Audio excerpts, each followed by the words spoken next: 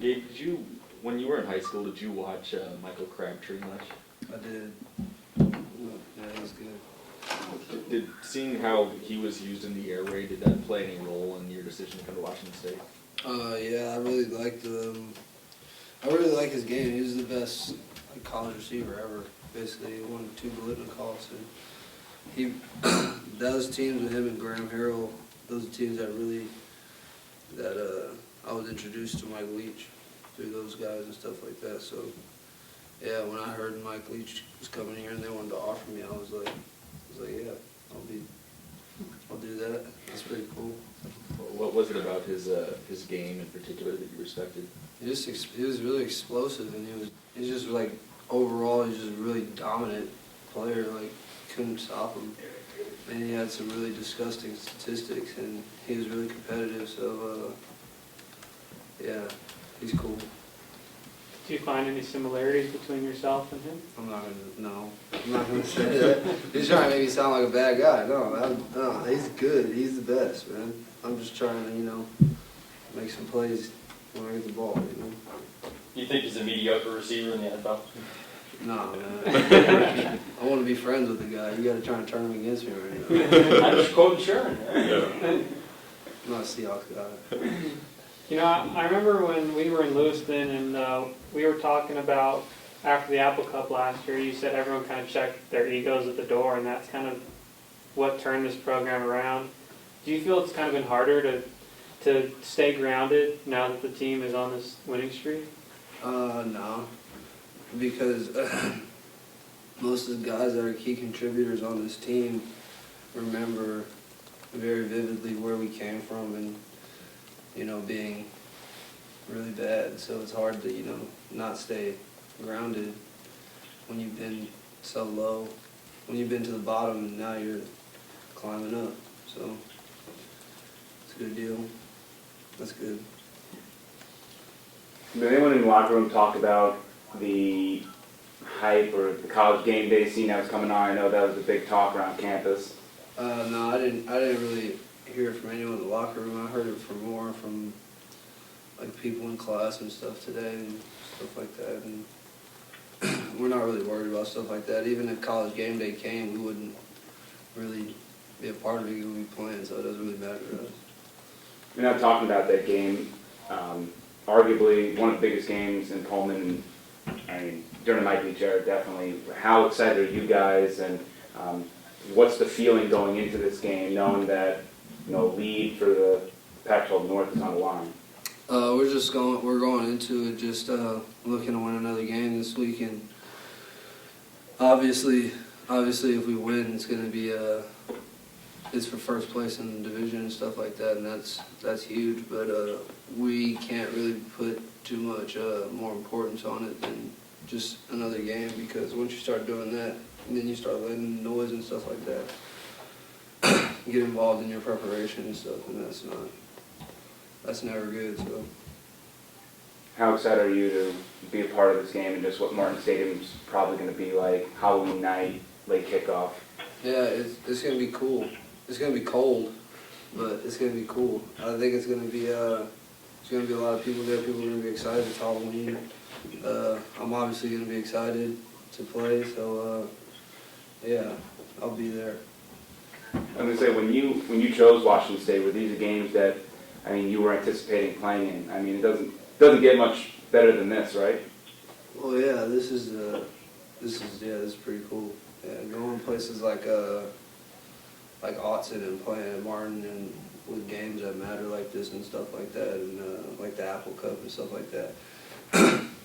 Those are all these are prime time college football right here, and this is what everyone comes to Pac-12 to play for, So I'm very thankful that I'm, able to play at this level. Stanford's had a reputation for so long for being this physical, bruising, punishing team. At this point, do you think their reputation gives them kind of a psychological edge? No. No. I don't think they have a psychological edge over us. Like I said, they're a good team. We're a good team, We all gotta show up on Saturday and play football. It doesn't really matter edges you guys talk about during the week, we don't really care about that. That's you guys' thing. So we just let you guys write it, and we play on Saturday, and the better team will win. I saw after the game on Saturday that you mentioned that it seemed like every game now is the biggest game and kind of increased pressure. When was that moment that you kind of felt this program had turned the corner? Because we all thought maybe it was the Rutgers game, then it was the Oregon game, and then it was this game. What was that moment for you personally when you thought this program had turned the corner? It was, I mean, I knew that we were a different team before you guys were able to watch us and stuff like that, even before we went to camp. Just workouts and stuff like that in the summer and the winter, I knew that this is a different group and that we were going to be a good team. But that, to me, I don't know, just being a competitor, that moment hasn't come for me yet, saying that we've turned the corner. The next game's always, like I said, the next game's like the next biggest thing that's ever happened to us. So, it's kind of cool. Like, everything's like the first greatest thing that's ever happened. So we just try to take it 1 week at a time and win every game. And, if you do that, then, people will like you for a long time after. So even if you were to win this game, that still wouldn't be... We got to play next week. If we win this game and then we lose the next one, then it's like, all right, you won, but then you lost. College football is kind of like, college football is not really like the NFL and stuff, where it's like, teams lose like 4 games and they go to playoffs and they're still a good team and stuff like that. You lose here and it's like, it's a big deal. So we don't have too much more room to. Okay, what do you remember the last few times that your team's played Stanford, or obviously you didn't play last year, but the years before? What stands out about that program? They're just very well coached, as everyone knows. They're like one of the most disciplined football teams in the country, I think. And that's really their thing. They have like that kind of like, like when you watch the NFL and you look at like Belichick coach teams, like they just don't make a lot of mistakes. So like, if you're gonna beat teams like that are really disciplined, you gotta just take advantage of your opportunities, and you can't give them more opportunities than they get on their own. It's not good. I mean, that's never good, but with a well-disciplined team and it's well-coached, and that's gonna hurt you for sure. They lost a lot of guys on defense. They still look good on that side of the ball this year. But do you guys feel like it doesn't matter who you play defensively? Your offense is just clicking in such a way that if you guys do you'll be fine. Yeah, they got a really good defense. They've always been well coached since, from what I've seen, since I've been here and played against them and stuff like that. On defense, they're real sound and stuff like that. But we don't really, it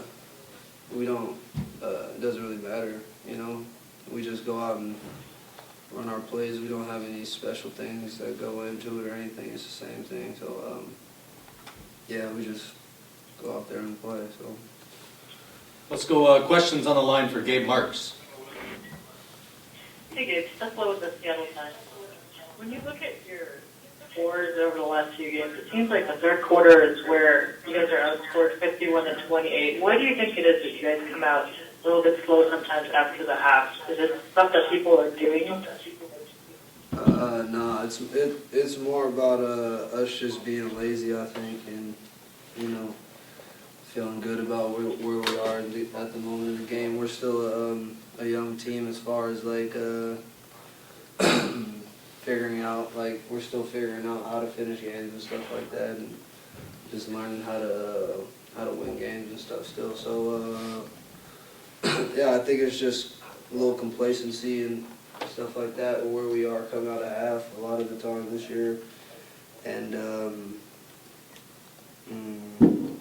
yeah, and then when teams start to show that they're coming back, I think we start playing again. So that's probably the reason. Is there a different mindset to playing with a big lead and to just kind of keeping sort of steady in returning scores? And is that something that you think your team has to learn to do?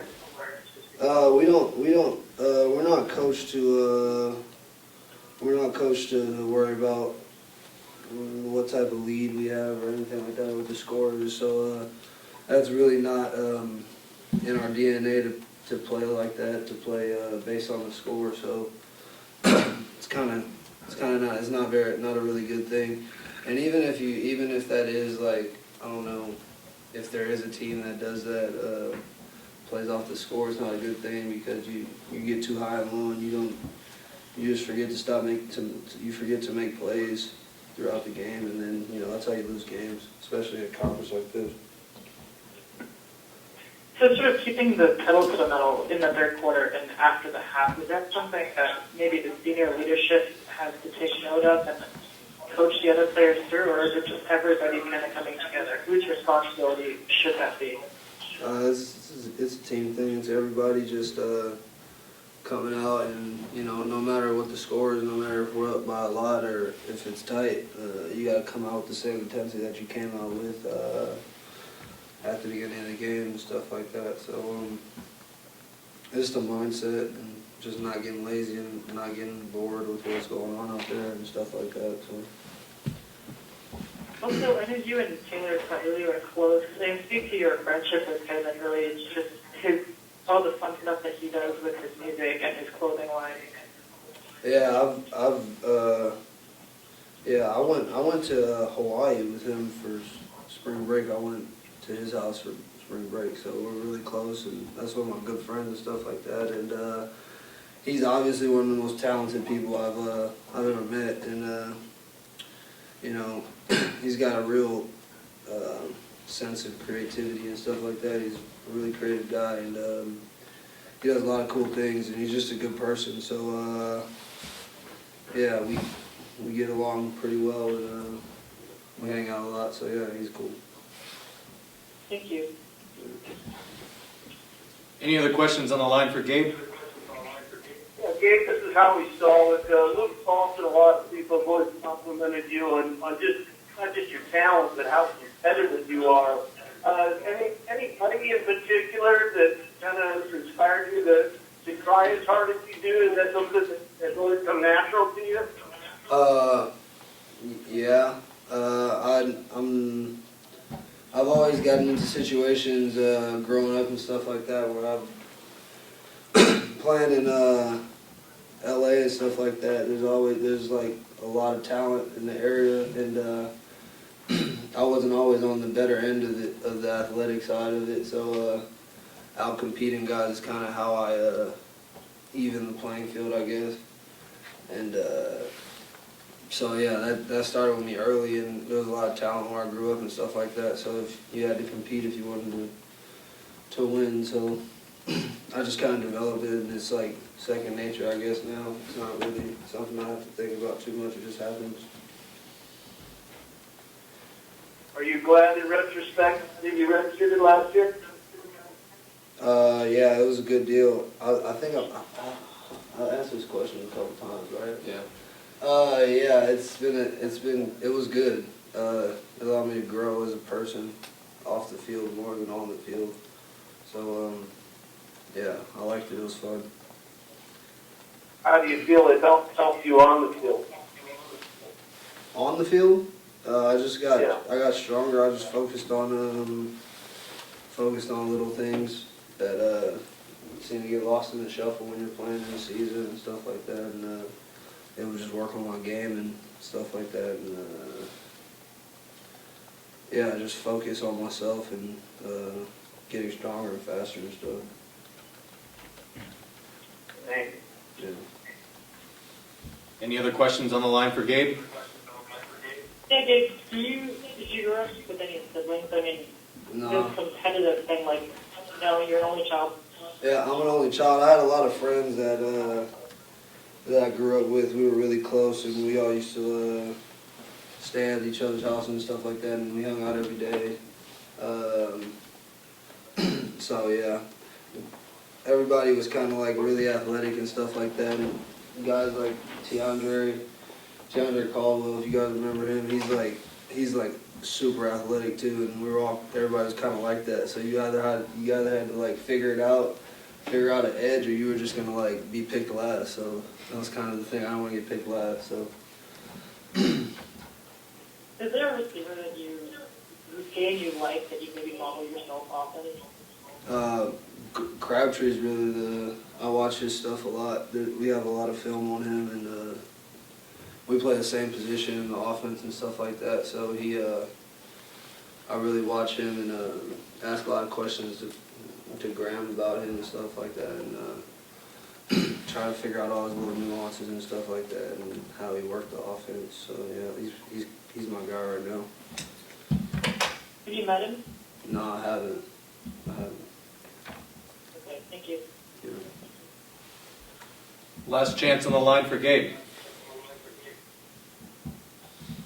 In the room? With those 07, 08 Tech teams being kind of something you paid a lot of attention to, hearing that Graham was coming to the team must have been kind of a cool.